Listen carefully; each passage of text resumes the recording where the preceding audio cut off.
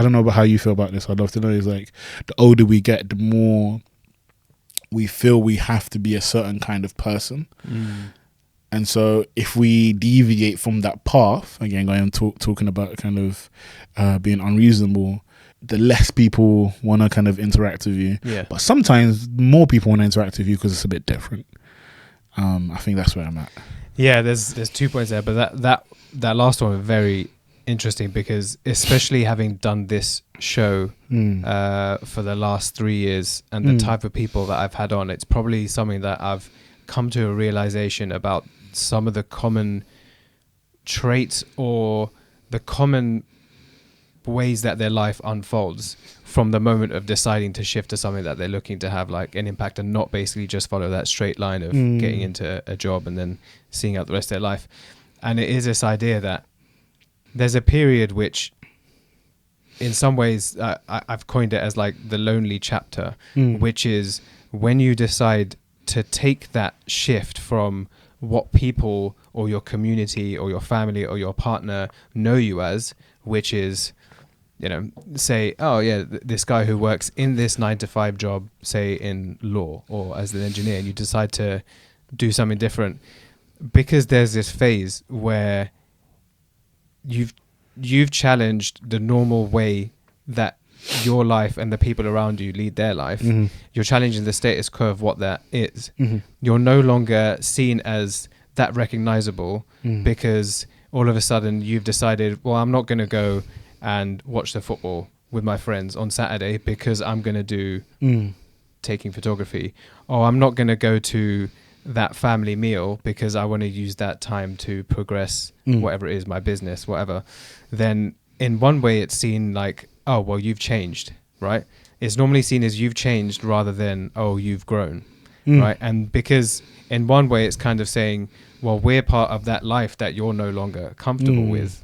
That's where that lonely chapter comes in. But like you say, it can open you up to more people. But there's normally a phase where it's like while you're making that transition away from fitting into that version of yourself that's been created for so long, it becomes harder to shift away from it because you've started to mold that version of yourself and the certain habits that you built. So kind of linking that back to your point, for sure, like as you get older, I think there's an extra level of having to convince yourself that what the path you're going on is not what you want to go on, because it kind of like the sunk cost bias. It's like, well, I've done this for 10 years. If you've only done it for 6 months, then it's like, I can get out of it. But it's like, I've built this up for 10 years. Yeah. And even aside from that, if you manage to convince yourself, it's then also, can you deal with that external expectation or just that external benchmark set on you, that it's like, not only am I going to make the shift, which I'm changing my beliefs about myself, all of a sudden Other people. Yeah, and the way they know me is going to completely have to shift as well. And I think something with that we need to have more conversations about is accepting failure in that space. I think there's not enough. There's this idea. This is why when we're talking about kind of risk adverse or risk adjacent, is when you're risk adjacent, you're more likely to fail because in reality, not everyone succeeds. So then, in that space, when there's a potential to fail, are you okay with that? Are you going to accept that? Are you going to welcome it? And I think when you're able to do that and you're able to really be at relative ease with that, there's so much possibilities there. And so then, and also when you do fail, or if you do fail, then how do you reframe that failure into, okay, cool, this is why I failed. This is what everything that's happened. Next time I'm going to do something different. Next time I'm not going to come from the same approach, or I'm going to change my website, or I'm going to change the equipment that I have, or I'm going to change the people I work with, or there's so many things that you can adjust when you fail, rather than just doing the same thing over and over again until you die because you're too scared of what might happen if you don't work out. I love that. And I just want to go back to one thing that you mentioned about the, especially doing the residency, and then, something that you said about how artists or a lot of creatives that you see now, or at one point they lose that joy and that passion for what they do, and then they kind of hit this, let's call it a creativity wall, right? Or an inspiration wall. And it's, again, it reminds me of this one concept, which is that to turn your love into labor, try and monetize it, right? So as soon as while it's a hobby, and you can relate to, like, everyone can relate to that to so many areas of their life. You might play football as a hobby. As soon as you decide, I'm going to try and monetize this hobby because I'm quite good at it. Well, it doesn't just mean that, oh great, I'm now going to make money from it. There's a serious like lifestyle commitment change that you're going to need to make to actually be able to do it properly, right? My little brother's currently on that journey. It's Right. mad. But even in your work, right, like photography started off at fun, and it doesn't always have to be this huge struggle to make it into a business or something that pays.